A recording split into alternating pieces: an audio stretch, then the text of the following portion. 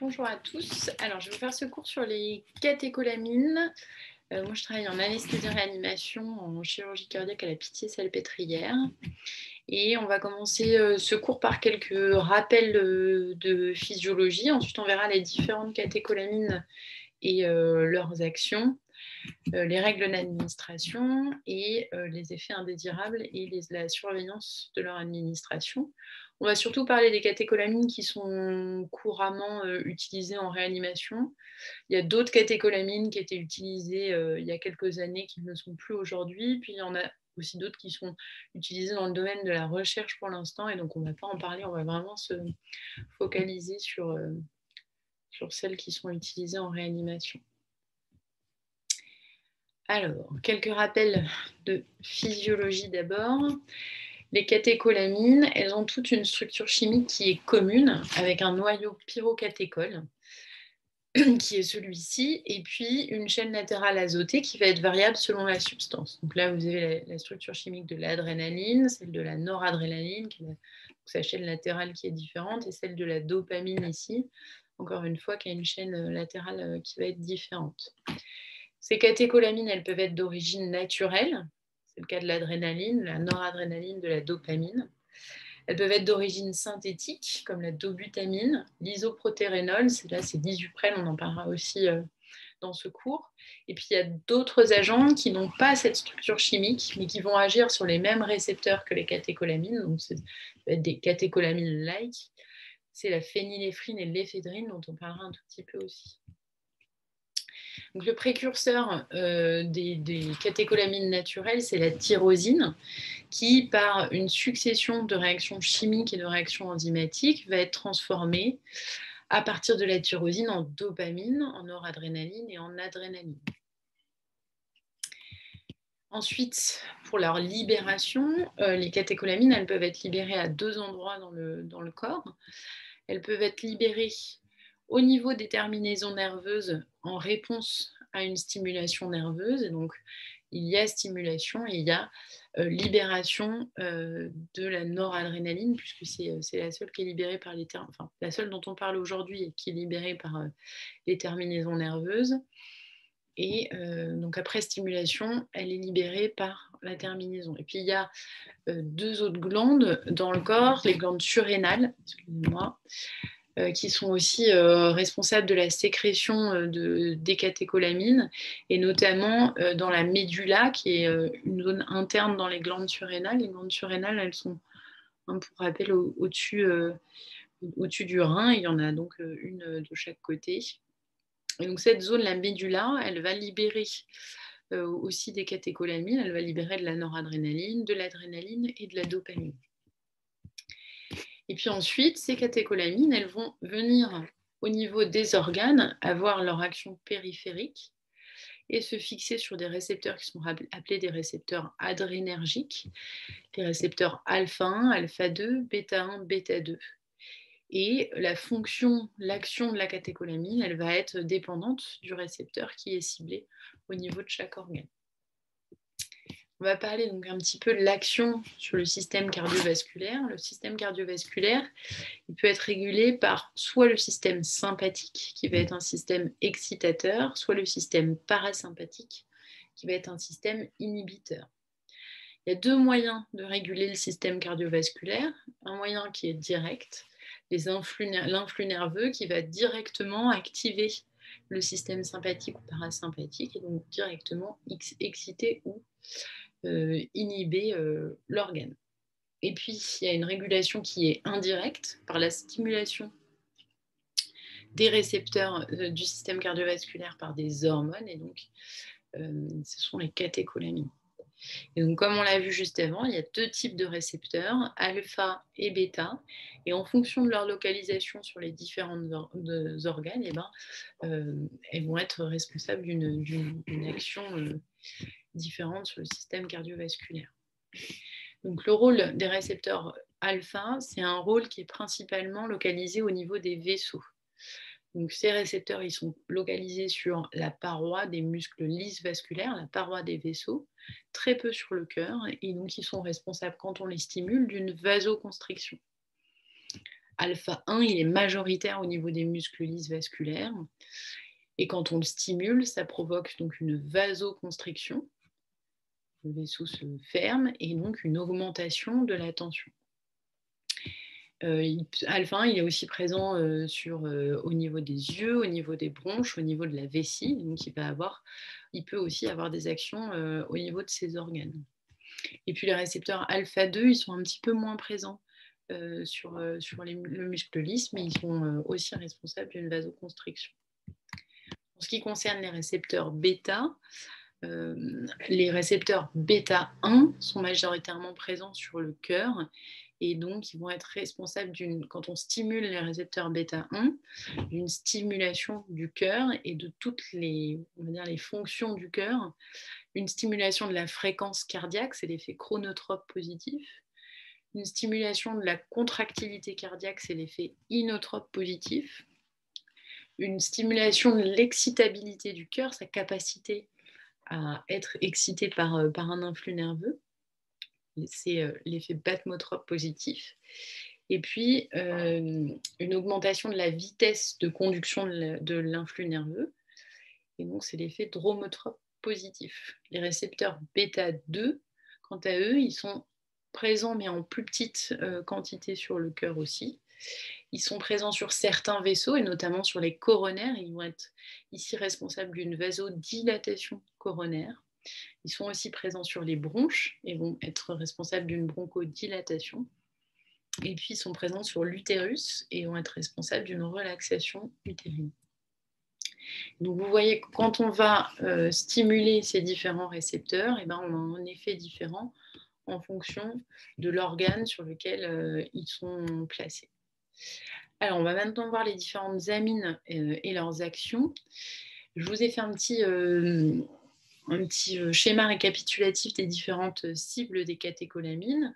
Donc ici, on a bien les récepteurs alpha qui ont une action majoritairement sur les vaisseaux, les récepteurs bêta qui ont une action majoritairement sur le cœur. Et donc, chaque catécholamine va avoir une réaction va aller se fixer sur les différents récepteurs et avoir une action périphérique différente. On va revoir en détail pour chaque catécholamine. On va commencer par la noradrénaline. Alors, la noradrénaline, c'est un agoniste des récepteurs alpha, ça veut dire qu'elle se fixe et elle stimule le récepteur alpha. Et donc, comme on l'a vu tout à l'heure, les récepteurs alpha, c'est plutôt présent sur le muscle lisse vasculaire, sur la paroi vasculaire, et donc ça va être responsable d'une vasoconstriction importante. C'est un très puissant vasoconstricteur, la noradrénaline, et donc d'une augmentation de la pression artérielle. C'est un médicament qui a une demi-vie qui est très courte et un délai d'action qui est très court. Et donc, c'est une drogue qui correspond bien à l'urgence, à l'adaptation rapide, à l'augmentation rapide de la pression artérielle quand on monte les doses. Mais c'est aussi un médicament qui va être éliminé assez rapidement quand on arrête de le donner aux patients. Alors, les principales indications de la noradrénaline, ça va être le choc septique et le choc hémorragique. Donc, ces deux indications, c'est la catécholamine qui est généralement utilisée en première intention. La noradrénaline, c'est des ampoules de 8 mg, donc des ampoules de 4 ml, et donc la dilution avant d'être modifiée de l'ampoule en elle-même, c'est 2 mg par millilitre. Et puis après, suivant les services, suivant les habitudes, suivant les besoins du patient, on peut être amené à faire des préparations qui sont diluées avec des dilutions différentes qui peuvent aller des très faibles dilutions à 0,2, 1 mg par millilitre. Donc c'est très important le type de dilution pour éviter les problèmes d'administration. On le verra après. Donc, c'est une drogue qui est prescrite donc, en milligrammes par heure. Donc, on va avoir un patient qui va être sous 2 mg heure de noradrénaline. On parle en milligrammes heure. Et on va adapter les posologies en fonction d'un objectif qui est prédéfini. Le plus souvent, c'est un objectif de pression artérielle moyenne, mais ça peut être un objectif de pression intracrânienne, ça peut être d'autres objectifs. Donc la dose, elle va être dépendante de l'objectif qui a été fixé. Il faut monter ou descendre la dose en fonction de cet objectif. L'adrénaline, c'est un médicament qui est un agoniste des récepteurs alpha et bêta. Donc elle va agir à la fois sur les vaisseaux par la stimulation des récepteurs alpha et à la fois sur le cœur par la stimulation des récepteurs bêta. On l'a dit, la stimulation des récepteurs alpha, ça fait de la vasoconstriction artérielle. Et puis, la stimulation des récepteurs bêta, ça augmente la fréquence cardiaque, la contractibilité, l'excitabilité du cœur. Tout ça, ça augmente donc le travail du cœur et donc ses besoins en sucre et en oxygène pour fonctionner. Et puis, l'adrénaline, elle va aussi avoir un effet vasodilatateur bronchique qui va être utilisé dans certaines de ces indications. C'est pareil, c'est un médicament qui a une demi-vie qui est très courte. C'est un médicament de l'urgence. Donc, ses principales indications, c'est l'arrêt cardio-respiratoire. Le plus souvent, on a donc des ampoules de 5 mg par millilitre. Donc, c'est des ampoules, en tout cas dans l'arrêt cardio-respiratoire, qui s'utilisent pur, donc, puisque c'est du 1 mg par millilitre et qu'on va faire des bolus de 1 mg. Et puis après, on peut être amené à faire un relais IVSE. Et donc, la prescription, cette fois-ci, comme la noradrénaline, elle se fera en milligrammes/heure. Dans le choc anaphylactique, qui est une autre indication de l'adrénaline, c'est des doses plus petites qu'on utilise. Et donc, on va utiliser le plus souvent des dilutions à 100 microgrammes par millilitre. C'est la dose par bolus qu'on va faire. Donc 0,1 microgramme. Et donc,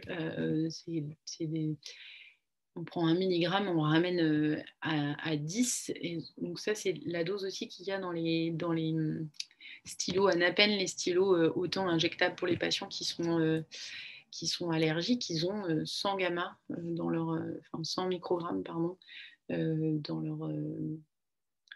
leur stylo auto-injectable.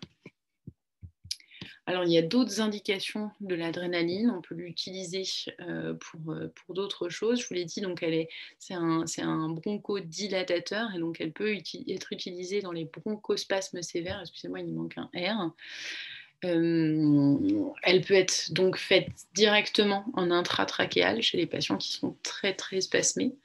Et on peut l'utiliser aussi en aérosol en mettant directement l'ampoule de 1 mg dans un aérosol et en passant l'aérosol. En deuxième intention, c'est des médicaments c'est une catécholamine, l'adrénaline, qui va pouvoir être utilisée dans le choc cardiogénique ou le choc septique, mais c'est souvent pas le médicament de choix initialement. Et donc, ça sera dans ces cas-là utilisé plutôt en IVSE. Donc, on va avoir une autre catécholamine qui est la dobutamine, qui a, elle, un effet est strictement agoniste des récepteurs bêta. Donc, elle agit préférentiellement au niveau du cœur. Et donc, elle a plutôt un effet inotrope, elle augmente la contractilité, et chronotrope, la fréquence cardiaque. Et donc, quand on augmente la contractilité et la fréquence cardiaque, et ben on a pour effet d'augmenter le débit cardiaque. Elle peut être utilisée toute seule en cas de défaillance cardiaque pure ou être associée à la noradrénaline. Le plus souvent, il y a des patients qui ont donc de la dobutamine IVSE et qui peuvent avoir un petit fond de noradrénaline pour maintenir quand même la pression artérielle. Et donc, on peut avoir les deux utilisés en même temps. C'est pareil, c'est un médicament qui a une demi-vie courte, un délai d'action court. Et c'est un médicament pour lequel il existe des phénomènes de tolérance, ce qu'on appelle la tachyphylexie, c'est-à-dire que le patient devient de plus en plus tolérant à la dose et que souvent on a besoin d'augmenter la dose pour la même efficacité. Alors la dobutamine, ça se prescrit en microgrammes, kilogrammes par minute, toujours en IVSE, donc toujours au pouce seringue électrique, ça ne s'utilise pas du tout en bolus. Et les doses, elles peuvent être de 5 à 20 gamma microgrammes, kilogrammes, minute. C'est les ampoules qui se présentent sous la forme, il y a deux types d'ampoules, soit des ampoules de 250 mg, soit des ampoules de 50 mg. Et donc, on prépare dans des seringues de 50 ml. On va revoir après les abacs en fonction du poids. Alors ensuite, on va parler de l'isoprénaline ou l'isuprel. C'est un médicament qui agit aussi sur les récepteurs bêta, qui a un effet chronotrope aussi. Donc chronotrope, c'est l'augmentation de la fréquence cardiaque. Un effet inotrope, l'augmentation de la contractilité. C'est la catécholamine qui a l'effet inotrope le plus puissant. Et puis, elle augmente aussi la conduction auriculo-ventriculaire et l'excitabilité du cœur. Elle est utilisée souvent, enfin, son utilisation, c'est les bradycardies et les troubles de la conduction avec les torsades de pointe ou des BAV3. Et le risque de l'isuprel, on le reverra après, c'est le risque d'ischémie myocardique, puisqu'on augmente la fréquence cardiaque du patient et donc on peut être amené à provoquer de l'ischémie myocardique. Alors, on parlait tout à l'heure au tout début des catécholamines-like. Ce sont ces médicaments qui n'ont pas la structure chimique des catécholamines, mais qui ont un effet qui est similaire. On a la phényléphrine ou la néosynéphrine. Elle agit quasi exclusivement sur les récepteurs alpha-1. Elle va provoquer donc une vasoconstriction et une bradycardie réflexe. Elle s'administre, elle, en bolus de 50 microgrammes à 100 microgrammes. Et donc, elle agit exclusivement au niveau des vaisseaux. Et c'est donc un médicament qui est surtout utilisé au bloc opératoire en anesthésie, mais qui peut tout à fait être utilisé en réanimation et qui restera un médicament qui se fait par bolus. Donc, on fait 2, 3, 4 bolus successifs. Et si la tension ne remonte pas suffisamment, on ne va pas poursuivre des bolus pendant longtemps. Donc il faudra passer à d'autres types de molécules, et bien souvent c'est la noradrénaline, puisque l'effet est aussi alpha. Et puis l'éphédrine, c'est ce qu'on appelle un sympathomimétique indirect. Ce n'est pas un médicament qui va venir agir directement sur le récepteur et le stimuler. Elle va agir par l'intermédiaire de libération nerveuse et par les surrénales, puisqu'elle va augmenter la libération des catécholamines, soit par les terminaisons nerveuses, soit par les surrénales. Donc, c'est un médicament qui ne peut pas avoir d'effet si on n'a plus de catécholamines endogènes. Une situation, un état de choc où le patient il est en état de choc septique, un état de choc prolongé. Le patient, il utilise toutes ces catécholamines endogènes et il peut ne plus avoir de stock de catécholamines endogènes. Et dans ces cas-là, l'éphédrine, elle n'aura pas d'action, puisque son rôle, enfin son mécanisme d'action à elle, c'est de faire sortir les stocks. Et donc, elle va avoir à la fois un effet alpha et à la fois un effet... on ne peut pas dire un effet alpha et bêta, puisqu'elle n'agit pas directement sur les récepteurs, mais en tout cas, comme elle va libérer toutes les catécholamines, il y aura à la fois un effet d'augmentation de la pression artérielle et un effet tachycardisant. C'est pareil, c'est un médicament qui se fait sous forme de bolus de 3 à 9 mg. Et puis, on peut l'utiliser donc, en réanimation juste après avoir endormi un patient, mais c'est surtout un médicament qui est utilisé transitoirement en anesthésie juste après avoir endormi le patient quand il devient hypotendu. Mais ce n'est pas un médicament dont on fait, qu'on utilise plusieurs fois de suite. Alors, un petit tableau récapitulatif. Donc, l'adrénaline, on l'a vu, elle agit à la fois sur les vaisseaux et à la fois sur le cœur. La noradrénaline, elle agit principalement sur les vaisseaux, un tout petit peu d'effet bêta-1, mais qui est vraiment pas majeur. La dobutamine, c'est un médicament qui stimule le cœur et donc agit essentiellement au niveau du cœur. L'isoprénaline aussi. Et la phényléphrine, je vous l'ai remise ici, même si ce n'est pas une catécholamine au sens propre de la définition structure chimique, mais elle a un effet alpha. Et puis l'éphédrine, elle n'est pas dans le schéma puisqu'elle n'a pas de stimulation directe des récepteurs, mais elle va avoir à la fois un effet, en stimulant toutes ces catécholamines-là, elle va avoir à la fois un effet de vasoconstriction et un effet tachycardisant. Alors, les règles d'administration des catécholamines, le plus souvent, en tout cas en réanimation, c'est des perfusions continues, sauf dans des situations d'urgence, les bolus d'adrénaline en arrêt cardiaque ou dans un état de choc anaphylactique. C'est plus souvent sur une voie, enfin, c'est préférentiellement sur une voie veineuse centrale et sur une voie dédiée. Sur le cathéter, c'est possible de faire toutes ces drogues-là transitoirement sur une voie veineuse périphérique. La noradrénaline, notamment, on peut la faire sur une voie veineuse périphérique, il n'y a pas de souci. Après, il ne faudra pas trop monter les doses parce qu'on risque des nécroses et des ischémies, mais on peut tout à fait la faire transitoirement sur une VVP. Et d'ailleurs, le SAMU, quand ils prennent en charge des patients, avant que le patient arrive en réanimation et une voie centrale, et ben, il a ces catécholamines sur une voie veineuse périphérique. Ce qu'il faut surtout faire, c'est pas faire de mélange et pas faire de bolus. Donc il faut une voie dédiée, même si c'est sous la forme d'une VVP. Donc si on passe de la noradrénaline sur une VVP, et ben, c'est une VVP pour la noradrénaline et on en pose une autre pour passer d'autres médicaments. C'est vraiment tout le temps une voie que pour ça. Sur le cathéter, on la branche sur la voie qui est au plus près du cathéter, donc sur la voie proximale. Ça évite de faire des bolus avec les autres voies, parce qu'on passe sur les autres voies. On utilise des tubulures les plus courtes possibles pour que quand on modifie les doses sur le pouce-seringue, eh ben, l'effet soit directement, enfin le plus rapidement possible arrivé au patient. Et puis, on purge directement les lignes avec les amines quand on les met en place ou à la pose du cathéter. Et enfin, on n'utilise pas des débits qui sont inférieurs à 2 ml/h.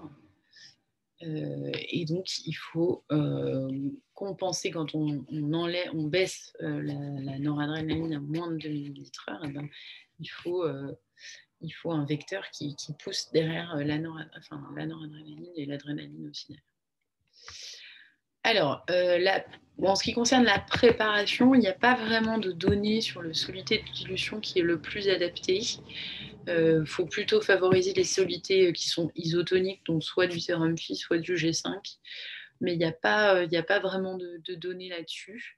Ce qu'il ne faut pas faire, c'est le mélanger avec des produits qui vont être alcalins, les bicarbonates, la lidocaïne.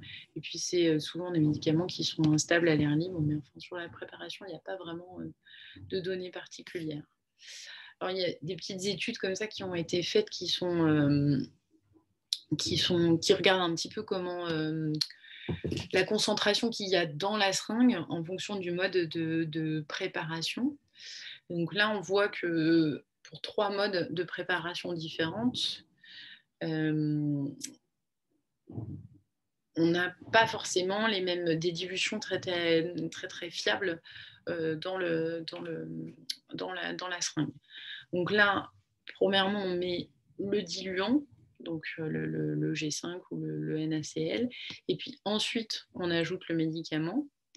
Et là, d'abord, on met le médicament et ensuite, on ajoute le diluant. Et on voit qu'avec ce mode de préparation, on a quand même des concentrations qui peuvent varier du tout au rien quand on regarde les différentes seringues. Donc, c'est une méthode qui paraît quand même moins fiable, puisqu'on peut avoir la dilution qu'on voulait, beaucoup plus que ce qu'on voulait, beaucoup moins que ce qu'on voulait, en fonction des seringues. Donc, c'est pas très fiable quand on prescrit comme ça un médicament qui se prescrit en milligrammes heure le plus souvent. Donc le mieux, ce serait donc de mettre le médicament avant le diluant. Et puis on voit aussi qu'avec en agitant les seringues, eh ben, on a des concentrations qui restent plus fiables. Alors, notamment pour la dobutamine, on a vu tout à l'heure, c'est un médicament qui est prescrit en microgrammes kilo minute. Alors, ça, c'est pareil pour le choix du poids. Il n'y a pas franchement de données publiées parce qu'on ne sait pas trop ce qui se passe sur les volumes de distribution chez les patients en réanimation. Et donc, on ne sait pas si il faut prendre le poids du jour, le poids d'entrée, le poids théorique, le poids sec du patient. C'est un peu flou tout ça. Les recommandations d'experts, elles disent qu'il faut plutôt se baser sur le poids d'entrée du patient, mais toutes les équipes ne font pas pareil. Et donc, je vous ai remis ici les ABAC, c'est à titre d'exemple de la vitesse. Quand on a donc 250 dans 50, donc ça fait du 5 mg par millilitre. Quand on fait cette dilution-là de dobutamine, et ben pour un patient de 60 kg chez qui on veut mettre 5 gamma kilo minutes, ben on mettra le pouce seringue à 3,6.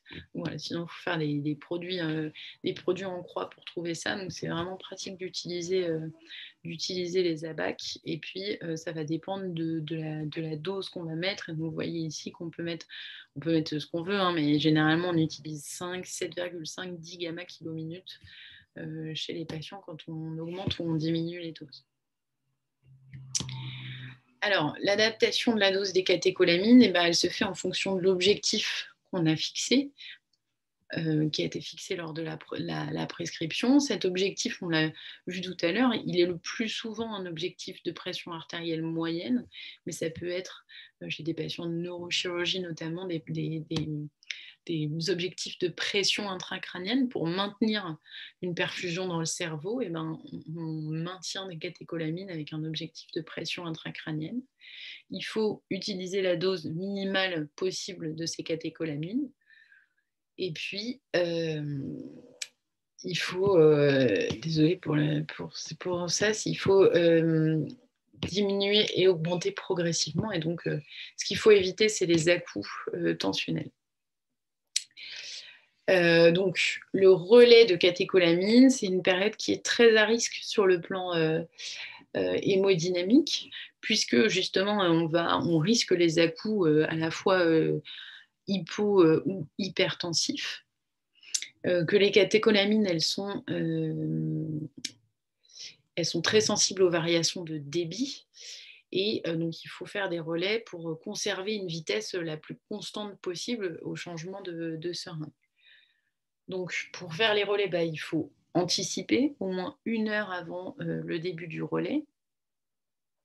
Il n'y a pas franchement de recommandation sur la méthode la plus fiable, bien que pour ceux qui ont déjà comparé les techniques, le relais automatisé avec un pouce seringue qui fait tout seul le relais, qui gère tout seul le relais, il y a quand même en général moins d'à-coups tensionnels, tout simplement parce que la seringue, elle fait tout le travail et que il n'y a pas besoin d'être auprès du patient constamment et ça évite vraiment les à-coups tensionnels.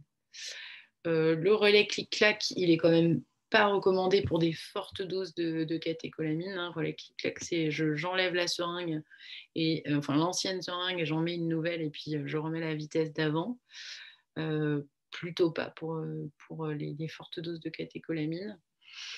Et puis, le plus courant quand on n'a pas les relais automatisés, c'est la technique des doubles seringues.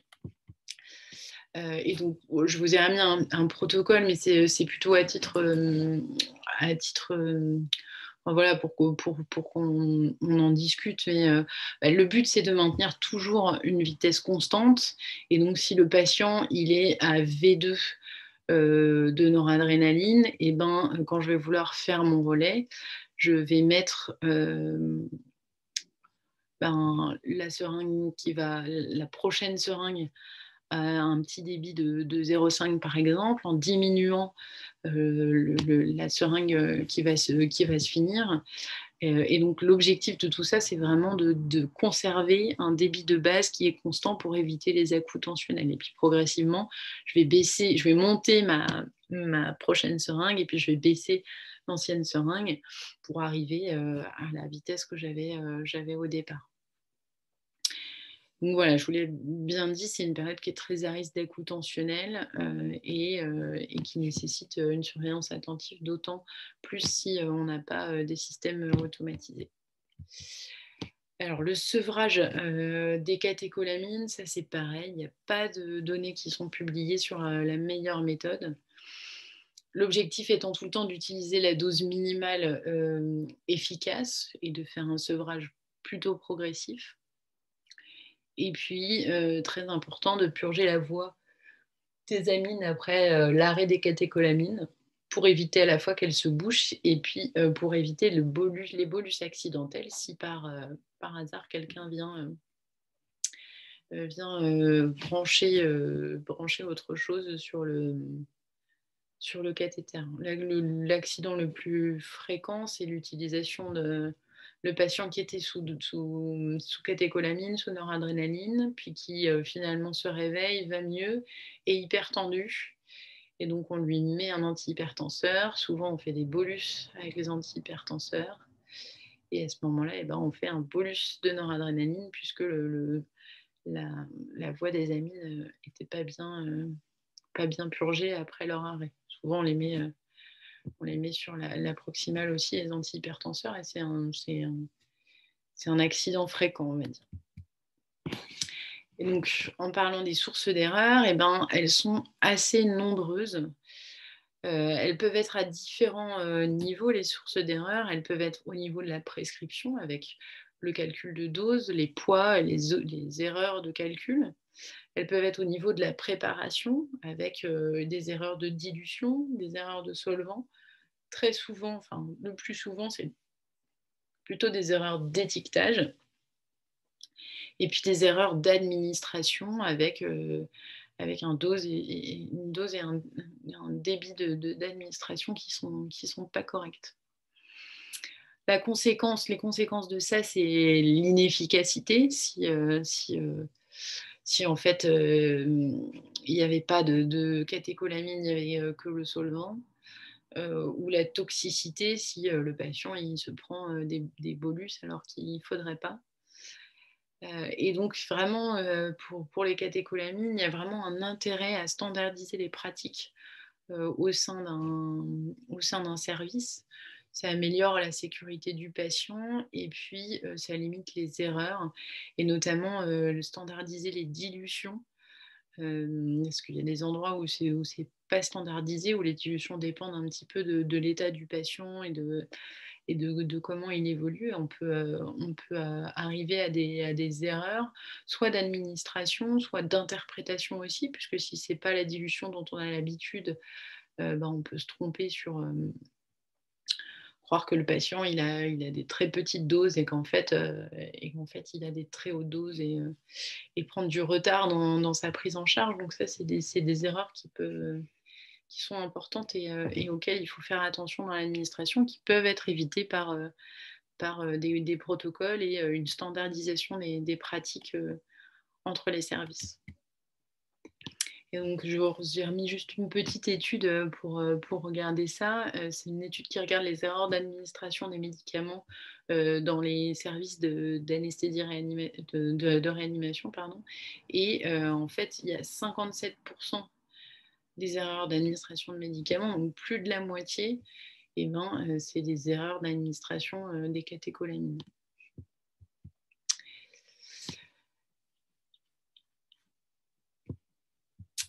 Alors, les effets indésirables et la surveillance.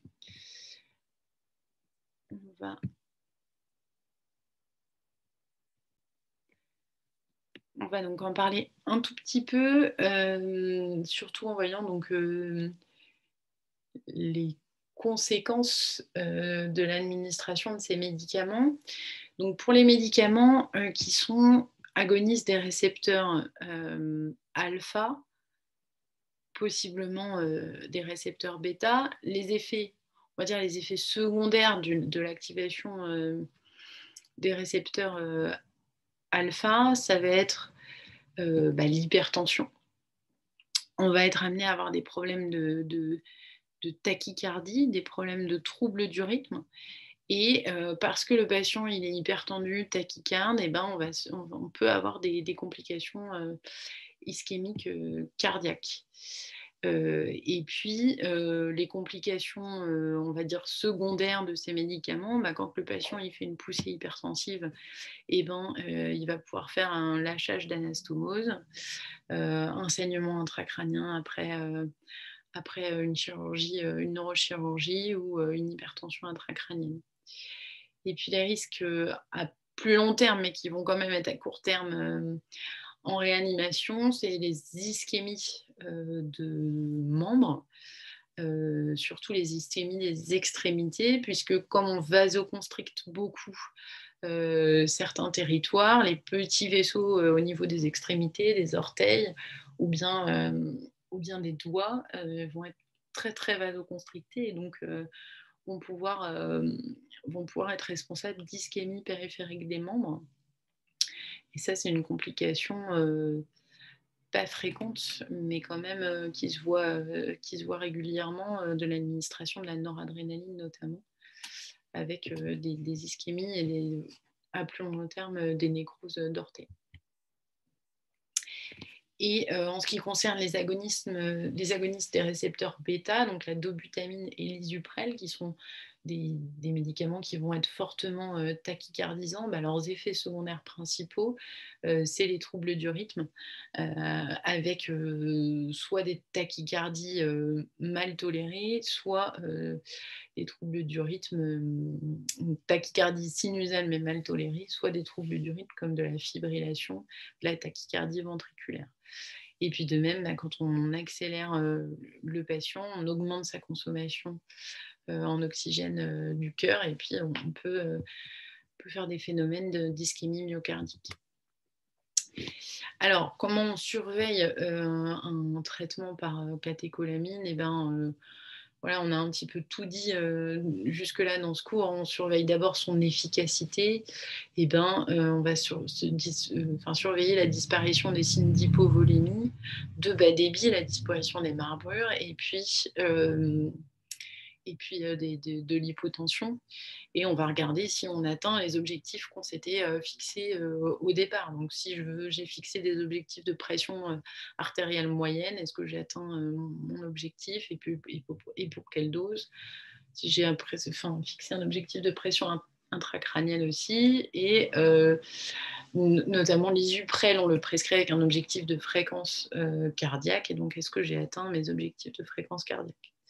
Et puis la surveillance des effets secondaires et des complications, c'est la surveillance de l'absence d'à-coups hypertensifs, l'absence de tachycardie mal tolérée, et puis ce qu'on vient de dire, les phénomènes d'ischémie ou l'OAP quand on a mis le patient, quand on l'a rendu trop tachycarde.